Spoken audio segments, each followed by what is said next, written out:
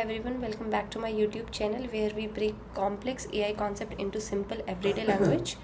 So I am Nikita and today we will be learning about the most powerful idea behind AI or transformer models, that is self-attention. So let's start with this. So ये concept आया था 2017 में जब एक research paper आया था that you all know, attention is all you need. So this was the name of the research paper. इसके बाद में ये जो concept है ये बहुत famous हो गया था. So it is the key behind your जितने भी transformer models हैं, GPT, BERT. So this is the main concept or main idea behind these models. So don't worry, we will explain each and everything in a very simple language, no PhD required. So देखो, पहले तुमने जितना भी अभी तक मैंने पढ़ा है, जितना भी अभी तक हमने देखा है, तो पहले होते थे तुम्हारे ट्रेडिशनल, जिसमें क्या होता था, लंबे लंबे सेंटेंसेस होते थे विच वर वेरी डिफ़िकल्ट होता था मॉडल्स के लिए to remember all the things. उसके बाद में तुम्हारा अटेंशन मैकेनिज्म आ गया जिसमें इनकोडर क्या करता था, एक पूरा कॉन्टेक्स्ट इनपुट का जितना भी है पूरा कॉन्टेक्स्ट समझकर एक कॉन्टेक्स्ट वेक्टर में तुम्हारा डिकोडर को देता था. फिर जैसे अटेंशन मैकेनिज्म आया तो वो बोलता है कि तुम एक वेक्टर में पूरा कॉन्टेक्स्ट मत दो, आई विल आस्क क्वेश्चन जो कि मुझे आउटपुट में देना है, उससे रिलेवेंट जितनी भी इंफॉर्मेशन होगी आई विल आस्क, तुम वो मुझे देना. ठीक है, तो तुम अपना समझकर जितना भी इनपुट है रख लो. ठीक है. नेक्स्ट फिर अटेंशन मैकेनिज्म में सेम कॉन्सेप्ट में हमने उसके दो टाइप ऑलरेडी देख चुके हैं. First one was additive attention mechanism, जिसमें ये था कि लेफ़्ट साइड जो तुम्हारा इनपुट है और राइट साइड तुम्हारा आउटपुट, दो मॉडल्स हैं, इनकोडर डिकोडर. तो डिकोडर क्या करता था, डिकोडर को आउटपुट देना होता था, इनकोडर को तुम्हारा कॉन्टेक्स्ट समझ कर रखना होता था. तो इनकोडर क्या करता था, जितने भी वर्ड्स हैं इन अ सेंटेंस वो तुम्हारा एक वेक्टर में, जिसे हम एम्बेडिंग वेक्टर बोलते हैं, तो वो वेक्टर में उसका कॉन्टेक्स्ट सेव करके रखता था.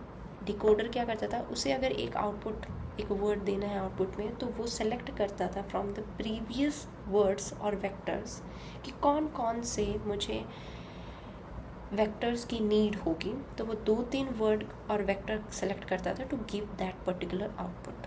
ठीक है, तो वो क्या करता था, जितना भी कॉन्टेक्स्ट था वो ऐड होता था, दैट्स वाई कंबाइन होता था, दैट्स वाई वी से additive attention mechanism.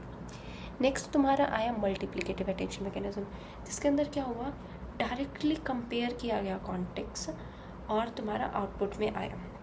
Third one है ये सेल्फ अटेंशन. ठीक है, अब देखो अभी तक, अब ये सेल्फ अटेंशन क्यों आया, पहले वाले भी तो कितना बढ़िया था, मल्टीप्लिकेटिव भी कितना बढ़िया था, कॉन्टेक्स्ट समझ पा रहा था. सेल्फ अटेंशन आया तुम्हारी दो प्रॉब्लम की वजह से, कि तुम्हारा लॉन्ग सेंटेंसेस पे समझ तो पा रहा था वो, लेकिन लेट्स सपोज़ कि बहुत ही बड़ा है, तो स्टार्टिंग में जो उस वर्ड का कॉन्टेक्स्ट था और लेट्स सपोज़ कि लास्ट में कोई वर्ड है उसका कॉन्टेक्स्ट उससे रिलेटेड है, तो वो थोड़ा सा फेड होने लगता है. मतलब इट वॉज क्वाइट डिफ़िकल्ट, तुम्हारा देगा लेकिन उतना एफिशिएंट नहीं होगा. सेकंड तुम्हारा हो गया कि जो तुम्हारा अंडरस्टैंडिंग चलती थी वो तुम्हारी वर्ड टू वर्ड चलती थी. सेल्फ अटेंशन क्या करेगा, पैरेलल करेगा, एक साथ पूरे पेज पे जितना पूरा पैराग्राफ है पैरेलल उसकी प्रोसेसिंग होगी.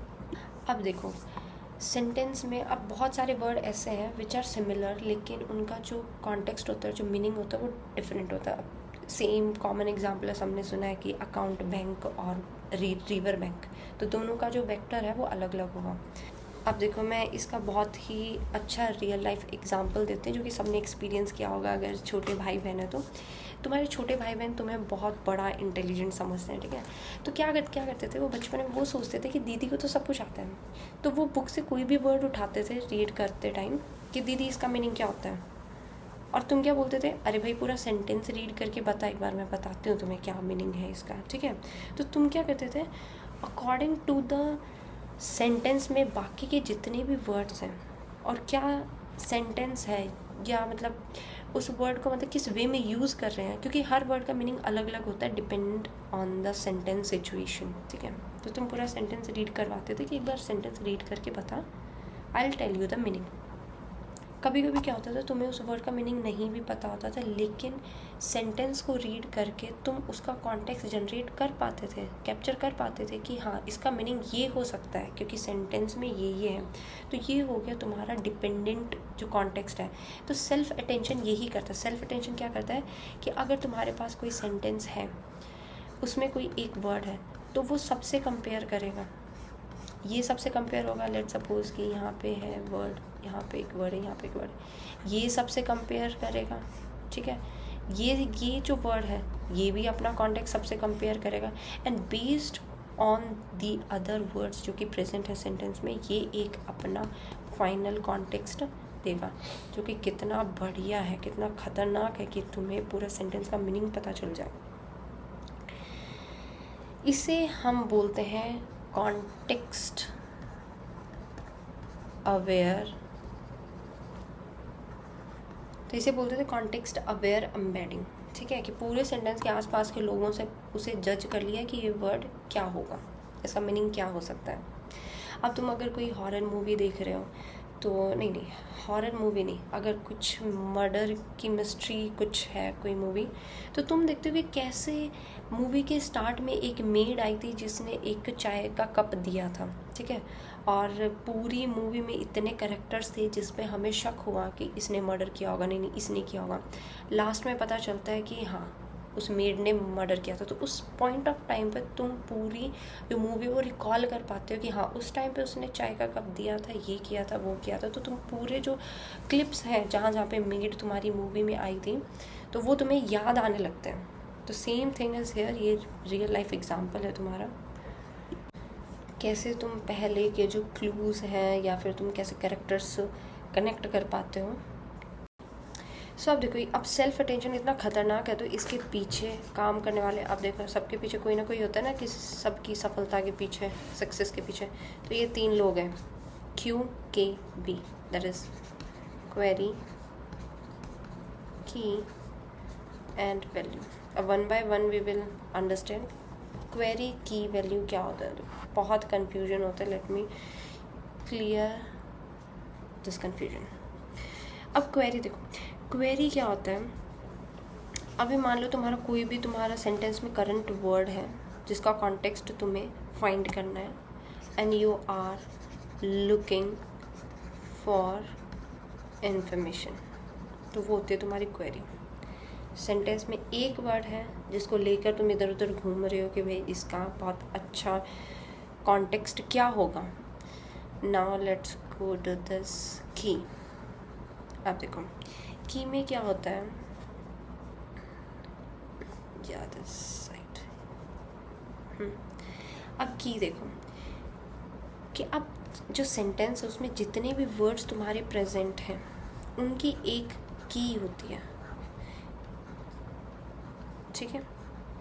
उनकी सबकी एक की होती है जो कि तुम्हें बताती है कि ये तुम्हारा क्वेरी से कितना रिलेवेंट है या फिर कितना रिलेटेड है, ठीक है। तो सब वर्ड अपनी की लेकर घूमते हैं। तो अब जो क्वेरी आएगी वो की से कंपेयर करेगी, ठीक है, कि मैं इस क्वेरी से कितना, या फिर ये की इस क्वेरी से कितनी रिलेवेंट है, कितनी रिलेटेड है, ठीक है। अब वैल्यू में आएंगे हम, तो वैल्यू के पास होती है तुम्हारी, वैल्यू में तुम्हारी होती है एक्चुअल इन्फॉर्मेशन या फिर एक्चुअल मीनिंग बोलो तुम, ठीक है, एक्चुअल मीनिंग।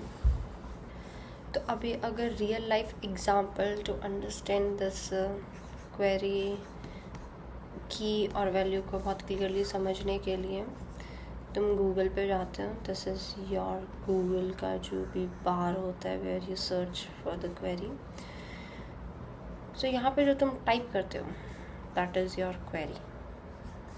नीचे जितनी भी रिलेवेंट चीज़ें आती हैं टॉप से लेकर डिक्रीजिंग ऑर्डर में, दीज ऑल आर कीज़, ये की है, ये भी की है, जितनी भी लिंक्स आती हैं, ठीक है। अब किसी भी लिंक को तुम ओपन करते हो तो उसके अंदर बहुत सारा कॉन्टेक्ट आता है, so that actual content is called as value. So I think you are clear with these 3 words or these 3 components, that is query, key and value.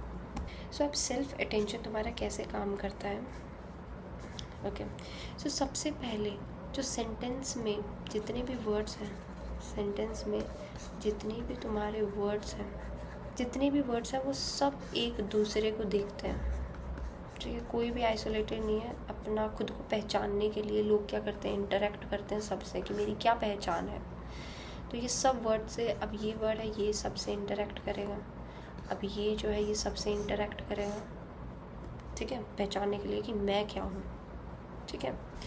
Next उसके बाद में जो मॉडल होता है वो डिटरमाइन करता है कि कौन कितने रिलेटेड हैं, ठीक है। सब अपना मैच ढूंढते हैं कि हाँ मैं इससे इतना रिलेटेड हूँ, तुम इसकी लाइक्स डिसलाइक्स थोड़ी सी सिमिलर हैं या फिर डिफरेंट है बिल्कुल ही, मैं तो वाइब भी मैच नहीं करती है। तो ऐसे वर्ड्स एक दूसरे से अपनी वाइब मैच कराते हैं। अब जो कि इम्पॉर्टेंट वर्ड्स होंगे उन पे ज़्यादा अटेंशन दी जाएगी, ठीक है, और जो वर्ड की लेस इम्पॉर्टेंस है उस पर कम ध्यान दिया जाएगा, लेस अटेंशन दी जाएगी। और उसके बाद में ये सब करने के बाद में एक न्यू इम्प्रूव्ड अंडरस्टैंडिंग निकल कर आती है, ठीक है, जिसे हम बोलते हैं इट इज़ वेरी इम्पॉर्टेंट, जिसे हम बोलते हैं कॉन्टेक्स्ट अवेयर रिप्रेजेंटेशन, ठीक है। कोई सोसाइटी है, सोसाइटी में कोई इंसान रह रहा है, बहुत ही अच्छी सोसाइटी है, उसके अंदर कोई भी इंसान रहेगा तो आसपास की सोसाइटी देखकर उस सोसाइटी कितने अच्छे अच्छे काम करती है, कैसे साफ़ सफाई से रहती है, उस इंसान को जज कर लिया जाएगा कि ये इंसान भी बहुत ही ज़्यादा सफाई से रहता है, अच्छा है और रिस्पेक्टफुल इंसान है। So this is how they predict the context of the word based on the other word which are present in the sentence, ठीक है। सेम चीज़ मैंने तुम्हें एग्जांपल दिया कि कोई भी तुमसे अचानक से कोई भी वर्ड का मीनिंग पूछ ले, अगर तुम्हें नहीं भी पता है या फिर तुम उसका मीनिंग नहीं बता पा रहे हो या फिर तुम्हें recall, you are not able to recall, तो तुम पूरा सेंटेंस पूछ सके, एक बार पूरा सेंटेंस रीड करके बताना, मैं बताती हूँ। हाँ पता है मुझे, लेकिन मुझे थोड़ा याद नहीं आ रहा। पूरा सेंटेंस जब तुम सुनते हो तो तुम उससे रिलेटेड एक तुम कॉन्टेक्स्ट डेवलप कर लेते हो उस वर्ड का कि हाँ इसका मीनिंग ये होगा। अब तुम्हारा जो सेल्फ अटेंशन है ये इतना पावरफुल क्यों बना, ठीक है, तो इसके बहुत ज़्यादा मेजर एडवांटेजेस हैं। पहले तो कि ये लॉन्ग डिस्टेंस के जो वर्ड हैं उनके बीच में भी कॉन्टेक्स्ट आराम से ढूंढ पाता है, इससे कोई दिक्कत नहीं होती है। एंटायर सेंटेंस को ये पैरेलली प्रोसेस करता है, पैरेलली सब वर्ड्स का, क्योंकि ऐसा नहीं है कि एक वर्ड है वो सबके साथ कंपेयर होगा उसके बाद में उसका कॉन्टेक्स्ट होगा फिर नेक्स्ट वर्ड पे जाएंगे, ऐसा नहीं है। सब वर्ड अपने आसपास से कनेक्ट होते हैं और खुद को पहचानते हैं कि मैं कौन हूँ by interacting with other words, ठीक है। काफ़ी डीप कॉन्टेक्चुअल मीनिंग हमें मिल पाता है क्योंकि पूरे जैसे अब एप्पल है इज़ अ फ्रूट और कंपनी, तो बेस्ड ऑन द सेंटेंस की किस चीज़ के बारे में बात हुई है तो बेस्ड ऑन दैट बहुत अच्छा मीनिंग आ जाता है और बहुत लार्ज डेटा सेट पे बहुत बढ़िया प्यारा काम करता है ये। सो ये एडवांटेजेस हैं इसके, जिससे कि जो तुम्हारा सेल्फ अटेंशन है वो तुम्हारा कोर मैकेनिज्म बन चुका है तुम्हारे ट्रांसफार्मर मॉडल्स का। अब इसके बहुत सारी एप्लीकेशंस हैं, इफ़ यू विल सी कि तुम्हारे जो चैट बोट्स हैं काम आएगा क्योंकि तुम बात करोगे वो समझेगा किस बारे में बात करो, इसका आंसर दे पाएगा। नेक्स्ट तुम्हारा टेक्स्ट समराइजेशन ट्रांसलेशन हो गया तुम्हारा, और तुम्हारा जितनी भी GenAI मॉडल्स हैं उन सब में ये काम आता है क्या रहा है। और तुम्हारी अगर इमेज को कैप्शन सजेस्ट करने के लिए भी बहुत, तो जितना भी जनरेशन है जिसमें तुम्हारा कॉन्टेक्स्ट यूज़ हो तुम्हारा कि किसी वर्ड का तुम्हें समझना है, जैसे ट्रांसलेशन में समझेगा तभी ट्रांसलेट करेगा, समराइजेशन और चैट बोट वगैरह, तो ये सारे में it is very powerful idea. तो जो सेल्फ अटेंशन है उसने इट चेंज द वे कि कैसे एआई तुम्हारा लैंग्वेज को समझता है। पैरेलल काम करता है कि पहले सीक्वेंस में चलता था, वर्ड टू वर्ड कॉन्टेक्स्ट निकालते थे, ये पैरेलली पूरे सेंटेंस का कॉन्टेक्स्ट एक बारी में निकालते थे, क्योंकि सब मिलजुल कर काम करते हैं। कोई इंट्रोवर्ट नहीं है, सब एक्सट्रोवर्ट हैं, सब एक दूसरे से कांटेक्ट करते हैं, इंटरेक्ट होते हैं और खुद को पहचान पाते हैं कि मैं क्या हूँ।